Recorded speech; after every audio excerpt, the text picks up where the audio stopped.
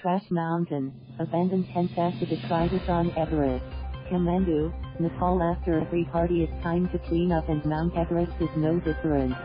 The record number of climbers crowding the world's highest mountain this season has left the government cleanup crew grappling with how to clear away everything from abandoned tents to human waste that threatens drinking water. Budget expedition companies charge as little as $0.000 per climber, cutting costs including waste removal.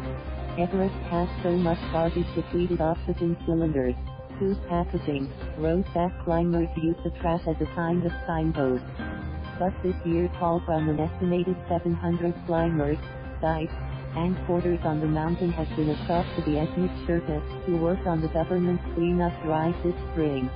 Moreover, the tents are littering South Col, 4 tents for, which, at 8,000 meters, 26,240 feet, is the highest campsite on Everest, just below the summit.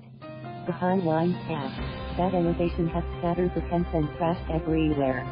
The altitude, oxygen levels, dangerously icy and slippery slopes, and bad weather of South Col make it very difficult to bring such big things as tents down, said Dawa Steven Sherpa, who led an independent cleanup last month and has been a leading figure in the campaign to clean Mount Everest for the past 12 years. Exhausted climbers struggling to breathe and battling nausea leave heavy tents behind rather than attempt to carry them down. Sherpa said the logos on the ice-embedded tents that identify the expedition companies were deliberately ripped out so the culprits could evade detection. It took us an hour to dig out just one tent out of the frozen ice and bring it down, said Sherpa. His expedition has alone brought down some 20,000 kilograms, 44,000 pounds, of garbage since 2008.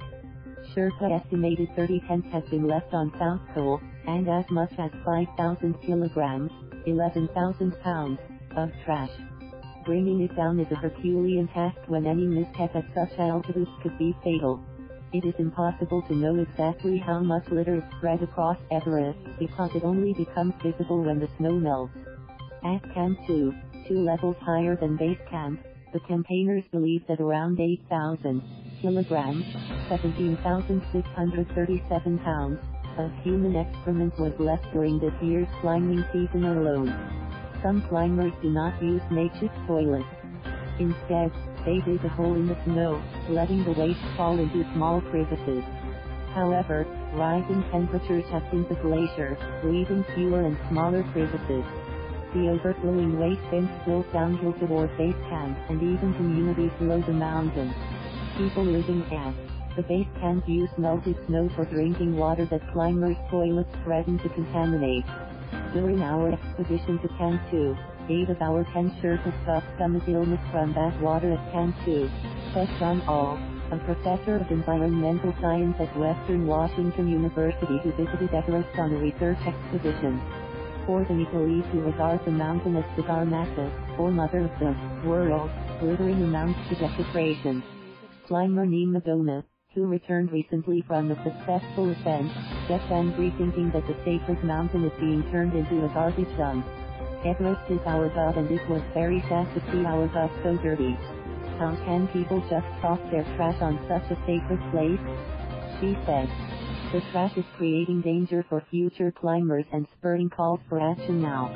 When the snow melts the garbage surfaces, and when there is high wind, tents are blown and torn and the contents are scattered all over the mountain, which makes it even more dangerous for climbers already navigating a slippery, steep slope in snow and high wind, said Ang Tshering, former president of Nepal Mountaineering Association.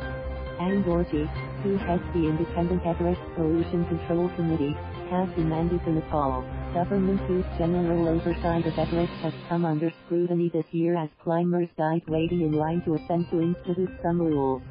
The problem is there are no regulations on how to dispose of human waste. Some climbers use biodegradable bags that have enzymes which decompose human waste but most of them don't, he said.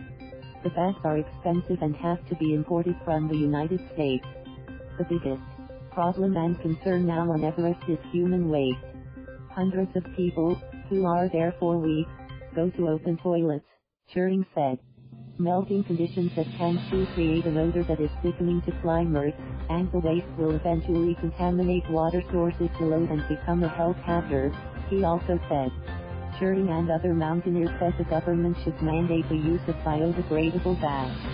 It would spare Dorjee and his team the unpleasant task of collecting the waste and carrying it down the dangerous slopes. Thank you for watching. Please subscribe.